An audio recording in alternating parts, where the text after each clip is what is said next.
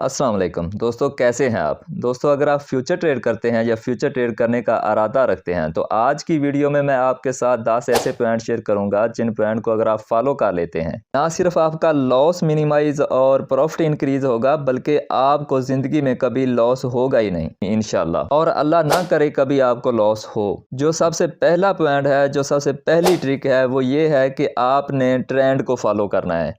Trend के again आपने कभी भी ट्रेड नहीं लेनी। अगर मार्केट में अप ट्रेंड चल रहा है तो आपने हमेशा लॉन्ग की पोजीशन ओपन करनी है। इसी तरह अगर मार्केट में बेरिश ट्रेंड चल रहा है तो आपने शॉर्ट की पोजीशन ओपन करनी है। इसी तरह आपने एक और बात का ख्याल रखना है कि अगर आपने लॉन्ग की पोजीशन ओपन करनी है तो आपने हमेशा सपोर्ट से ओपन करनी है और शॉर्ट की पोजीशन आपने टॉप से ओपन करनी है। दूसरा पॉइंट जो है, जो दूसरी टिप है आपके लिए, वो ये है कि आपने हमेशा स्टॉप लॉस और टेक प्रॉफिट के बगैर ट्रेड नहीं लगानी। तीसरी जो टिप है वो ये है कि आपका टेक प्रॉफिट जो है वो स्टॉप लॉस से डबल होना चाहिए। अगर आपका स्टॉप लॉस 1% है तो टेक प्रॉफिट 2% पे होना चाहिए। अगर आपका स्टॉप लॉस 2% है तो आपका टेक प्रॉफिट 4% पे होना चाहिए। चौथा जो पॉइंट है वो ये है कि आपने जब मार्केट साइडवेज मूव कर रही हो तो आपने ट्रेड नहीं लेनी। यानी अगर मार्केट में बुलिश ट्रेंड है तब आपने ट्रेड लेनी है या बेरिश ट्रेंड है तो तब आपने ट्रेड लेनी है। अगर मार्केट साइडवेज,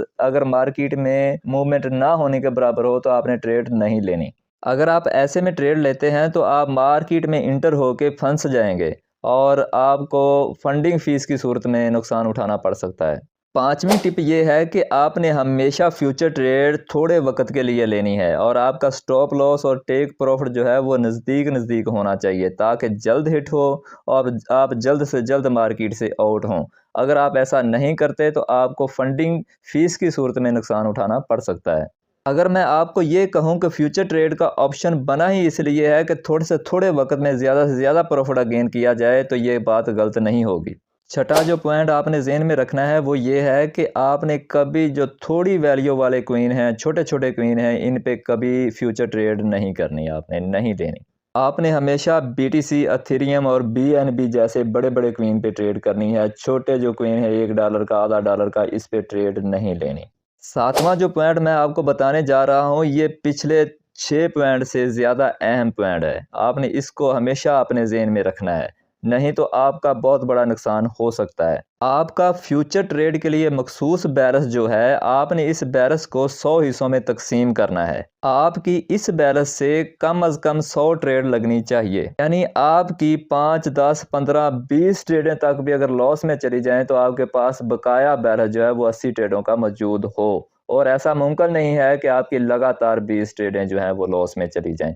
ऐसा करने का मकसद ये है कि आप एक ही दिन में अपने अकाउंट को डबल ना करने लग जाएं बल्कि आप 6 माह में अपनी रकम को डबल करें और कम अज़ कम भी आप 3 माह में अपनी रकम को डबल करें। अगर एक दिन में आपका अकाउंट डबल हो सकता है तो आपका अकाउंट वॉश भी हो सकता है। आपने हमेशा प्रोफेशनल ट्रेडर की तरह ट्रेड लेनी है। अपनी जो टिप है आपके लिए वो ये है कि आपका जो फ्यूचर ट्रेड के लिए मखसूस बैलेंस है, आप उसको हमेशा किसी दूसरे अकाउंट में रखना है। आपने फ्यूचर अकाउंट में नहीं रखना। आपने सिर्फ उतना बैलेंस फ्यूचर अकाउंट में लाना है जिसकी आपने ट्रेड लेनी है। उसकी वजह यह है कि किसी बग की वजह से, किसी एरर की वजह से या एप्लीकेशन हैंग होने की वजह से, किसी वायरस की वजह से आपका बैलेंस ज़ाया हो सकता है। जैसा कि वकार ज़का साहब की एक ट्रेड जो है वो फंस गई थी।